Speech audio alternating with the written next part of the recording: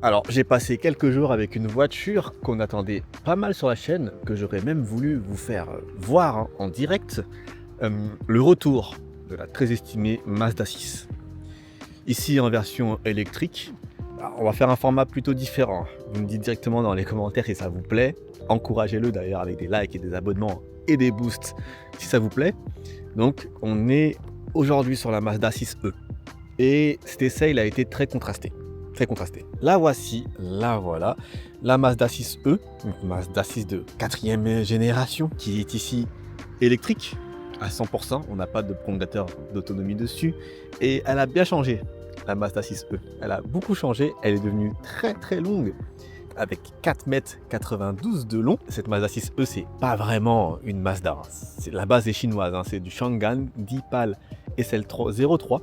Et qu'on se le dise, parce que là on est dehors, on est sur le design, on commence direct, la voiture est ultra jolie. Il faut dire que après 4 jours avec, 5 jours avec, quelques centaines de kilomètres avalés, les têtes se retournent. Lorsque je suis parti la recharger sur la borne Electra tout à l'heure, j'ai discuté avec quelques propriétaires de Tesla Model 3 et Model Y qui étaient à côté et qui m'ont posé pas mal de questions. Et ce qui va être super intéressant avec cette voiture, c'est son prix. Ça commence à 42 900 €. Après, il y a quelques trucs qui vont pas forcément ultra bien dessus. On aura le temps d'en discuter. Mais on continue avec le design.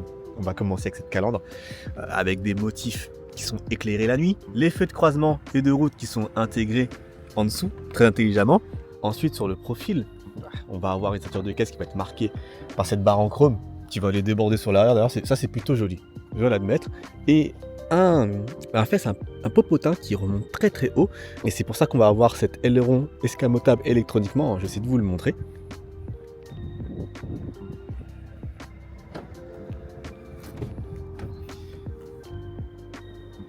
Ah voilà, regardez, voilà, aileron électrique qui va être activable manuellement en dessous de 90 km/h. Et la poupe, elle est marquée par cette ligne de LED. La LED, c'est pas mal parce qu'on peut lui faire ce qu'on veut. Donc LED qui va se rejoindre au milieu avec le lettrage Mazda en toutes lettres. Bon, ça, je suis moins fan. Je sais pas pourquoi on fait ça, mais bon, c'est comme ça. Est-ce que ses origines chinoises vont la pénaliser en termes d'intérieur? Venez avec moi, je vous montre. Allez, bienvenue à l'intérieur de la Mazda 6e. Donc, ce que vous remarquez directement, c'est ceci. Cet grand écran 14,6 pouces. Et là, vous comprenez que même si la présentation est vraiment très agréable, la voiture sait accueillir, ce grand écran-là, c'est pas que c'est juste pas possible, mais là, se dire qu'on est dans une Mazda et qu'on a ça, c'est assez compliqué. Regardez, comme c'est ce qui articule la plupart des fonctionnalités de la voiture, on va quand même commencer à le manipuler. Regardez déjà, là vous voyez tout en direct, donc regardez, là j'ai les boutons économiser. Et ça, c'est la traduction de sauvegarder. Enfin, parce qu'en anglais, c'est save. Du coup, ils ont mis économiser. Acceptable. Et encore dans une voiture chinoise, un peu moins acceptable dans une Mazda. Comme Mazda réplique souvent que c'est pas une voiture totalement chinoise, qu'ils ont mis un petit peu de leur savoir-faire. Oui, on le voit dans certains assemblages. On le voit moins dans d'autres. Ça, c'est du piano black. Ça fait 5 jours que j'ai la voiture. Et c'est déjà plein de traces de doigts. Ces petits panels, on y reviendra pour le volant. Mais regardez un petit peu l'écran central. Donc, alors voilà, c'est ça le problème. C'est supposé être réactif en fait, mais ça l'est pas du tout. Vous le voyez que c'est pas du tout réactif. Après, la nuance que je dois apporter sur ce constat-là, c'est que Max BLD avait essayé une voiture en concession et apparemment ça marchait légèrement mieux. Bien sûr, on va parler d'ergonomie, mais pour vous montrer en fait, moi ce que je dois faire à chaque démarrage. Donc on va aller ici, on va aller dans contrôle intérieur pour aller désactiver l'alerte d'attention du conducteur, c'est-à-dire que si mon regard se balade, ça va sonner. On va aller dans conduite intelligente pour directement aller désactiver l'assistance au contrôle intelligent de la vitesse. Donc tout ce qui est alerte de survitesse et compagnie, on ne les aura pas. En termes d'ergonomie, vous voyez par exemple, on va avoir beaucoup d'équipements en termes de chauffage. Ça c'est très bien, je vais l'allumer. Et regardez ce qui se passe. Donc les raccourcis sont là. Ça j'ai essayé une Jayco la semaine dernière, c'est quasiment exactement le même panel. Donc on est certainement sur un système Android. Mais regardez, parce que j'ai des sièges chauffants et ventilés. Ça c'est une très bonne chose. J'ai aussi le volant chauffant. Mais vous avez vu le volant chauffant, l'équipement apparaît pas ici. Pour activer le volant chauffant, je suis supposé, imaginons que vous soyez sur CarPlay, vous êtes sur CarPlay et vous voulez activer le volant chauffant. Vous êtes en train de rouler. Il va falloir faire ça. Cap conf et aller cocher le volant chauffant ici. Voilà, le silence dit tout. Après, on peut le mettre dans les réglages du véhicule, me semble-t-il. Mais c'est pas suffisant. On n'y est vraiment pas en termes d'ergonomie et ça fait un petit peu peur à ce niveau-là. Franchement, c'est un point qui m'a pas mal déçu pour le coup. Après, je rappelle que par rapport à la vitesse de l'écran et du système d'exploitation, il faut aller voir en concession et vous m'en direz des nouvelles parce que là, on est sur un pré-presse, un pré-parc presse et j'ai encore l'impression d'avoir un véhicule de pré-série. Sinon, le reste de l'intérieur, parce qu'il faut quand même en parler, on est sur une voiture qui accueille très très bien. De très beaux sièges. Là, je suis sur une finition Takumi, donc même pas la Takumi Plus. Hein. Donc, j'ai pas l'intérieur camel façon voiture italienne, mais ça marche très très bien. On va avoir un plancher qui est assez haut, mais on est quand même très très bien installé. Même à l'arrière, on est super bien installé. Tout est bien fini. Mais quand on sait le prix auquel démarre cette voiture, on se moque vraiment pas de nous au niveau du confort. Vous le verrez aussi sur la route, ça marche ultra bien. À l'arrière, sur la finition Takumi normale, petit écran de contrôle. On peut aussi gérer le siège passager. Donc ça, c'est un équipement qui va vraiment convenir au VTC. Et je pense que pour un VTC, cette voiture, elle fera largement l'affaire. Moi, je vois des VTC qui roulent en BYD Seal. J'ai essayé la BYD Seal. Et s'il fallait choisir entre les deux, même si la voiture est beaucoup plus grande, beaucoup plus longue qu'une BYD Seal, j'irai sur celle-ci. On y reviendra au niveau de la conduite, parce qu'il y a des choses à dire à ce niveau-là. Pour le coffre, par contre, on a moins de 500 litres. Donc, c'est pas forcément la panacée. Là, ce que j'ai là, ça, c'est mon espèce de volet pour couvrir le toit panoramique. Donc, oui, pourquoi pas. Donc, moins de 500 litres. Ce qui permet de rentrer pas mal de choses quand même, même si pour 4,92 m, on s'attendait largement à mieux que ça. Franchement, c'est pas dans la bonne moyenne de la catégorie. Mais heureusement, on a aussi un petit frunk. Alors, où est-ce qu'il est? Oui, mon environnement est sûr. Bah, voilà. Alors, je vais tenter en direct d'ouvrir le frunk. Je crois que j'ai réussi. Non, c'est pas ça que je veux. Je veux ouvrir le frunk. Comment je fais pour ouvrir le frunk? Non. Donc en tout cas, sachez qu'il y a un frunk d'une 60aine de litres qui vous permettra de mettre une valise cabine dans la voiture. Si je retrouve comment l'ouvrir, je vous promets, je vous le montre. En attendant, vous savez quoi? On va aller sur la route. Avant d'aller sur la route, je vais quand même vous parler de la recharge. Là, c'est plutôt une bonne surprise, mais encore une bonne surprise à nuancer. On a deux versions de batterie. Là, c'est la version 68 kWh qu'on a à l'essai, en finition Takumi ou Takumi Plus. Vous rajoutez 2000 € de plus pour la version Takumi Plus. En fait, cette batterie-là, 68 kWh, elle charge un maximum 165 kW. Ce qui fait que j'ai fait mon 17% à 100%. Je suis parti manger. Je l'ai fait en 33 minutes. Le 20-80, il est rentré en 20-25 minutes. Là-dessus, il n'y a pas de souci. Par contre, la grosse batterie, donc 80 kWh, qui est moins puissante en termes de puissance délivrée, 245 chevaux contre 258 chevaux pour la configuration que j'ai là, elle charge seulement à 90 kW. Ah, c'est incompréhensible. Ce qui fait que là, j'ai une autonomie annoncée de 470 km. Bon, là, en dynamique, c'est une autre réalité. Là, vous voyez, j'ai 350 km à 100%. C'est plus ou moins ce que j'allais faire sur ma première recharge. On en discutera. Là, pour l'instant, le rapport qualité-prix, équipement et prestations est plutôt intéressant à 42 000 €. Sauf qu'il y a la Xpeng P7 Plus qui arrive, tout aussi gros, si ce n'est encore plus gros, je crois qu'on est à plus de 5 mètres, mais qui va charger de 12 à 80 en 12 minutes, qu'importe la configuration de la batterie. Donc, l'intérêt de cette voiture-là commence à en prendre un petit coup. Bref, j'installe tout et on va sur la route pour que je vous explique comment ça se passe. Nous sommes partis, donc je vous remonte encore. Parce que maintenant les voitures, il faut les démarrer comme des PC. Donc je vous remonte encore. On désactive les alertes de survitesse et on désactive l'alerte de contrôle conducteur qui se trouve juste ici. Et vous allez voir que on voit que dès qu'on démarre, on est dans une ambiance très feutrée avec un amortissement digne des États-Unis. C'est très souple, c'est très confort. La base, c'est que c'est pas une mauvaise voiture. Et loin de là. Surtout pour le prix auquel elle est proposée. C'est vraiment très intéressant. Très confortable. au niveau de l'amortissement et de la suspension. Le châssis n'est pas des plus dynamiques et des plus incisifs, mais c'est pas très grave. Ça, j'ai tendance à lui pardonner assez facilement. Et je vais directement vous emmener sur autoroute, enfin faire une petite boucle sur voie rapide pour vous montrer comment ça se passe là-bas, parce que c'est pour ça qu'elle est taillée, même si la capacité de batterie sur la version 68 kWh ne lui permet pas de faire de très très très longs trajets. Mais voilà, on est bien. Donc, on a 258 chevaux. Donc le 0 à 100, il est abattu en 7 secondes 6. Des performances de sportifs d'il y a 10 ans. C'est pas une foudre, quoique quand on appuie dedans, on voit tout de même que ça envoie pas mal.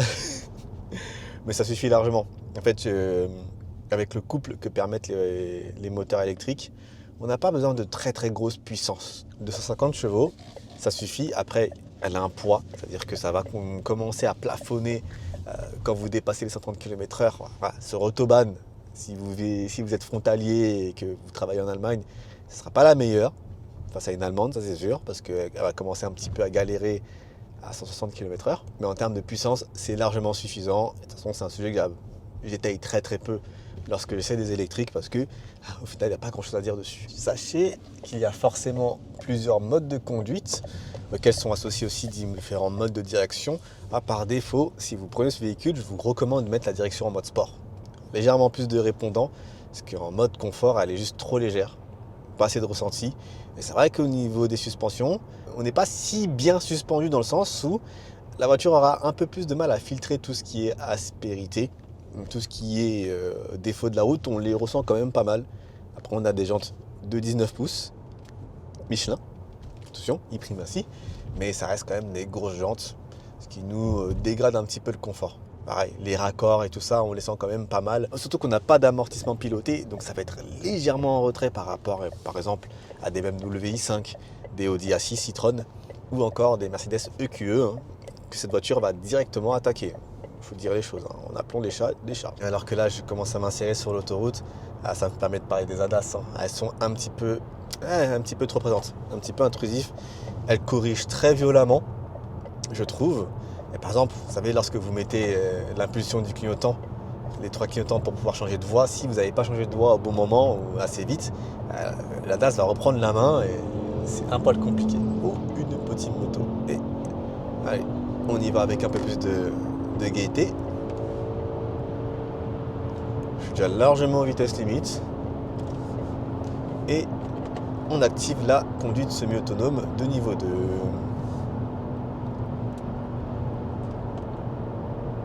Concernant la conduite semi-autonome de niveau 2, elle n'est pas au meilleur niveau, je trouve. Elle lâche rapidement l'affaire. Dès qu'elle aura un virage un peu compliqué, elle va lâcher l'affaire. Et les gens qui roulent au milieu.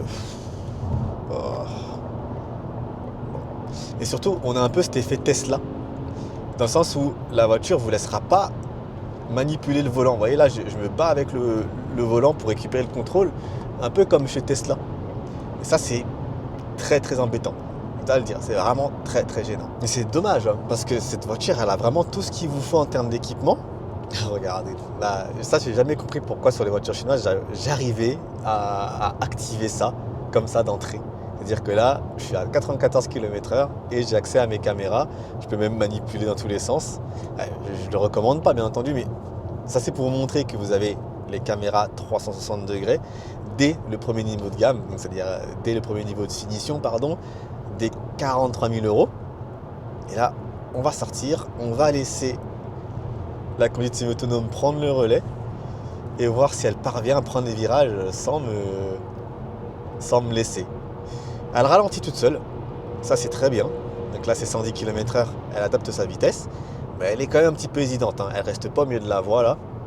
Elle sert un peu trop à gauche par exemple. Donc on va se rabattre. Tac. Il y a le virage suivant qui arrive. 90 km/h, c'est un peu plus serré. Donc là on va voir. Elle a ralenti. Elle ralentit même beaucoup, parce que moi ce virage là j'ai l'habitude, je le connais depuis 15 ans, je le passe à 90, là elle a ralenti, elle a pris 85 pour passer et c'est plutôt correct, mais dans des situations légèrement plus corsées, elle va pas assumer. Sinon au niveau consommation, là par contre c'est une très très belle surprise, c'est l'un des points que j'ai adoré sur cette voiture. La voiture, je l'ai eu 4 jours et j'ai vraiment pas été tendre avec elle. Et avant que j'aille sur autoroute, j'y reviens juste après, je tournais à entre 15 et 16 kWh. J'étais à 15,1 sur du mixte, périurbain, urbain, francilienne à 110, francilienne à 90, 15 kWh au 100. Et je faisais pas attention, c'est-à-dire qu'en faisant attention, je peux descendre plus bas. Donc les valeurs annoncées de consommation sont bonnes. Sur autoroute, on va tourner entre 20 et 21, j'étais à 21,5 plus ou moins, avec des conditions de circulation pas forcément terribles. Et ce qui nous promet une autonomie en mixte à peu près 350 km. Sur autoroute, le serrant à 0%, il sera autour des 200 km, donc ça va pas être une très très grande routière. Mais au moins, dans des situations normales, elle consomme pas beaucoup. Après, c'est une berline, elle est profilée, elle a un bon CX. Je vais peut-être terminer, c'est assez décousu, je fais ça dans tous les sens, mais je vais peut-être terminer par rapport au freinage. Et le freinage sur cette voiture, c'est un véritable sujet, un vrai sujet d'insatisfaction. J'ai passé tout mon essai à freiner avec ma pédale de frein. Ce que je viens de dire paraît évident. Dans une voiture, il est normal d'utiliser la pédale de frein, c'est ce qu'on apprend au code de la route. Et lorsqu'on apprend à passer le permis, ok. Sauf qu'on est sur une voiture électrique. Les voitures électriques, le point fort, c'est qu'on peut avoir pas mal de régénération et avoir des modes B ou des modes one pedal. On va commencer du plus haut au plus petit. Le one pedal, oubliez-le, il n'y en a pas sur cette voiture. Ça, c'est le premier des constats. On va avoir 4 niveaux de récupération que moi j'ai mis sur les raccourcis volants. L'intensité de récupération d'énergie bas. Standard, donc là je suis sur standard. Modéré, ok. Et forte. Voilà, ça c'est forte. Ça ralentit quand même assez fortement. Les feux stop ne s'allument pas à l'arrière, c'est très important à noter. Mais on n'a pas de one pedal et c'est pas aidé par un freinage très très très spongieux. Vous savez, je me plains souvent des freinages de Volkswagen qui sont spongieux. Là, on est au-dessus. Là, le freinage, c'est un freinage Bob l'éponge. Vraiment, on appuie, ça écrase, on n'a pas de feeling. C'est dur à doser. On ne sait pas si on est sur du régénératif, on ne sait pas si on est sur de la plaquette. C'est pas ça. Ça m'énerve un peu. Mais encore une fois, ce sont des choses qui peuvent s'améliorer assez rapidement de la part de Mazda. C'est des réglages, tout ça. La régénération, compagnie, c'est du software, ça peut se régler. Mais c'est pas suffisant.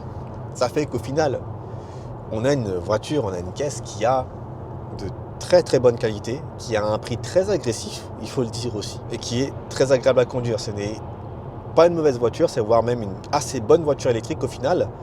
Mais la question qu'on doit se poser, c'est est-ce une bonne Mazda? Et là, il y aura deux façons de répondre à cette question. Si vous êtes attaché à l'ergonomie et au Jinbaatai de Mazda, ça va être un poil compliqué. Cet écran, je me retiens de toutes mes forces pour pas que ce soit trop compliqué. J'ai trouvé les raccourcis. Mais j'ai pas trouvé de quoi ouvrir le frunk. Ça c'est dommage ça. Donc je disais, cet écran qui va concentrer toutes les fonctionnalités du véhicule, j'ai l'impression que c'est une formule toute faite que je dis tout le temps. Si vous êtes fan de l'ergonomie Mazda avec les touches, ça pourra complètement vous refroidir.